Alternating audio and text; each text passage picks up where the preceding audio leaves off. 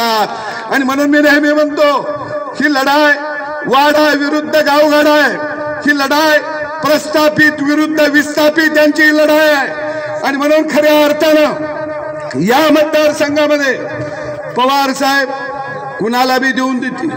काय काय म्हणते ती साहेबांचं वय 84 आणि सभा आता 84 घेणार आहे। आता साहेबाला काय काम आहे? काय मसरं राखायची आहेत, काय पाणी पाजायचं, शोच धंदा करायचा। पण साहेबाला मानावं लागेल ह्या वयात बी आमच्या सारख्याला चान्स देण्यात आलाय। ह्या वयात अहो बाप पोरग कर्तबगार झालं की प्रपंच त्याच्या हातात देतं आणि का बसतं का नाही।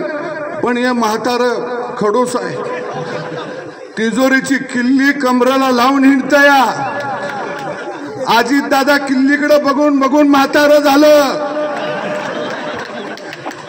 अजित दादाच्या लक्षात आलं हे म्हातारं किल्ली देत कमराची काढत नाही, म्हणून दादा आता किल्लीला लोंबकाळत म्हणताय किल्ली तोडल्याशिवाय थांबणार नाही, कारण आता हे भात झालं।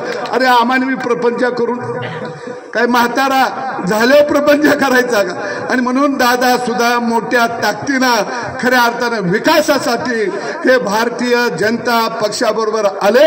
मी सांगोला आणि सगळ्या परिसरातला जनतेला आव्हान करू की आपण या देशाला नरेंद्र मोदीच्या रूपानं एक कणखर खऱ्या अर्थानं प्रधानमंत्री आपल्याला द्यायचा आहे आणि निश्चितपणाने ते काम